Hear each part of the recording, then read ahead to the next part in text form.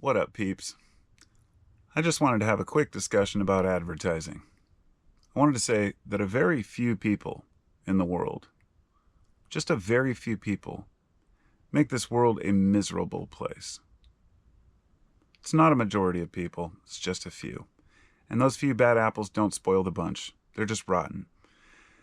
It's not just, of course, advertisers. I mean, there are people like Henry Kissinger, who died last month, coincidentally on the same day as my mom. And it was funny, here I am mourning my mom, but laughing at the death of Kissinger at the same time, because he was a horrible, horrible person.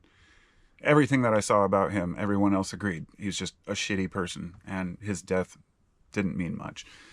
I think it was a different media owner reason. I don't know if it was Roger Ailes, one of those other guys that died a while back, and nobody really shed a tear either. And nobody should for a bad person. And there were also people like Edward Bernays, and that was the main topic of this video, was about advertising. Being a horrible person can also just be because you're selling something you know to be dangerous or harmful. Anybody who works in not just advertising but PR campaigns for, say, big oil or cigarettes, tobacco, are just horrible people for doing what they've done. And a great example is Edward Bernays started the Torches of Freedom campaign back in, I think, the 40s. Maybe it could have been the 30s or the 50s. The point was that not a lot of women smoked. It was considered unladylike to smoke, especially in public. A lot of women did smoke at home, but smoking in public was not okay. And they wanted to increase cigarette sales. So they went to this advertising campaign that he came up with called Torches of Freedom. And it would show women on billboards smoking cigarettes.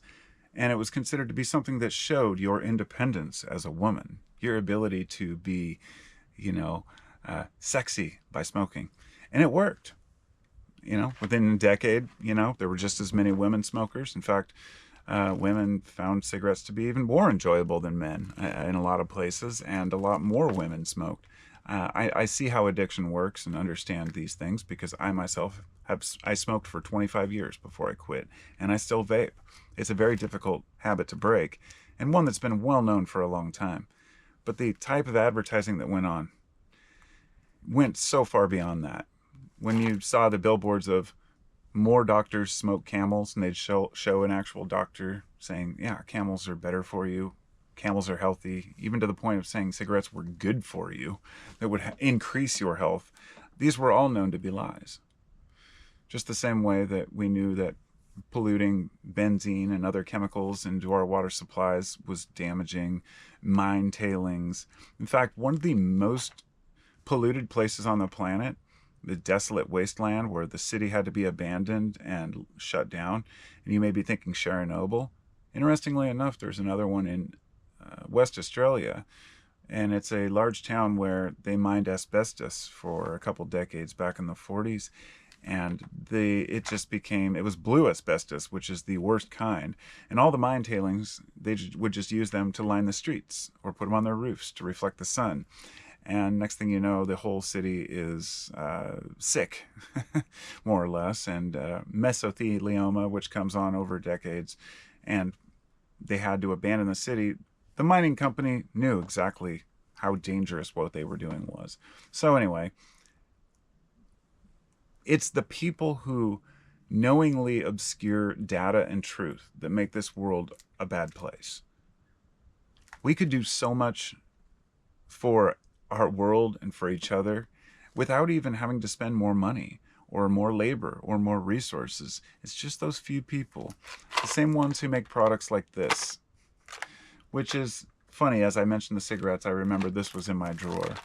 This is a Target brand candy cigarettes, which I picked up years ago. It was at a novelty place, but my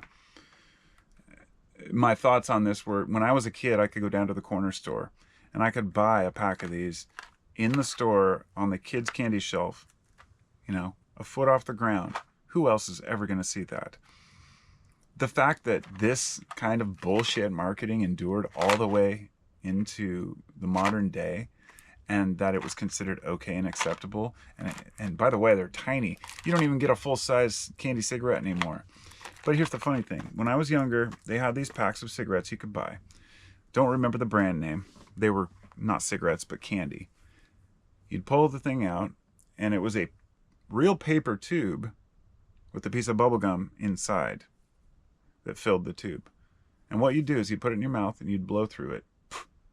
There was a thin coating across the whole thing, as they would do with like baseball cards and whatnot, but of that powder, a talc powder, whatever the hell they used.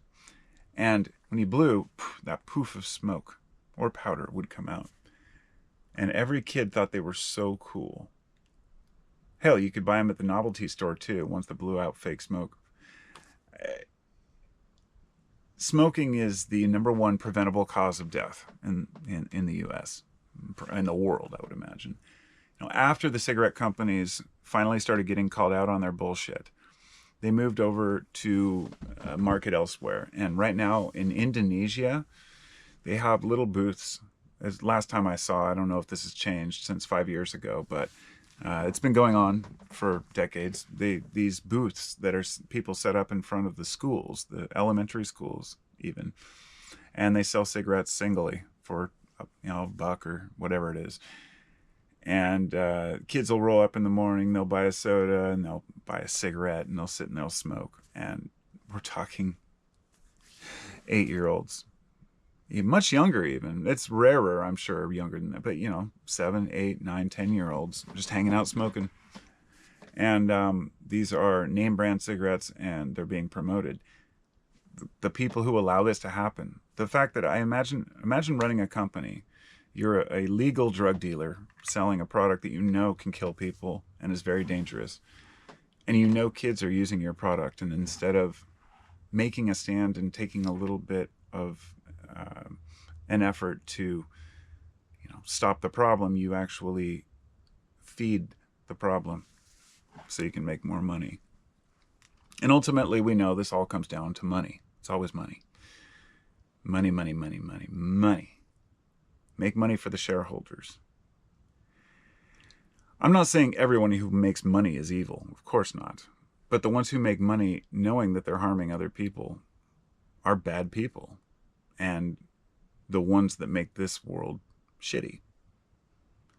These days we have a lot less chance for an individual to be called out for the worst crimes because they have no culpability in their own mind because they're part of a larger group, such as a hedge fund, right? Or let's say we have these groups that are investment groups and bankers that invest in companies and run them into the ground, and that they make their profits off of somehow other ones suffering.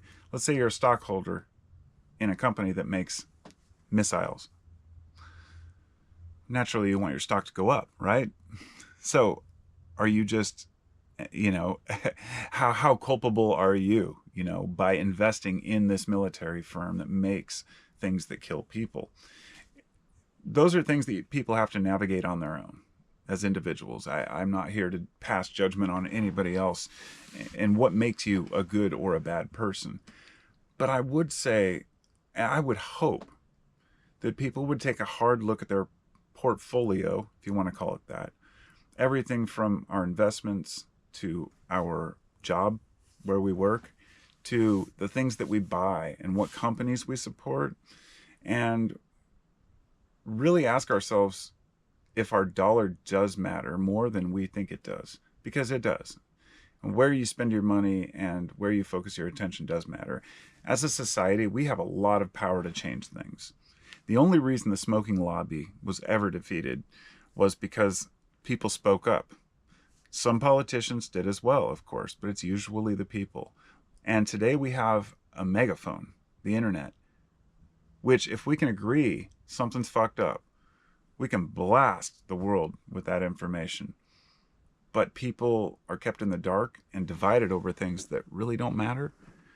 So when you see the disparity of wealth as being the biggest issue, and it being purposeful and caused by a banking industry that is set up to make money for the rich and to strip money from the poor, because that wealth gap has been growing and growing and growing, And then you see guys like Jeff Bezos with his stupid fucking cowboy hat and his blue outfit flying to the moon.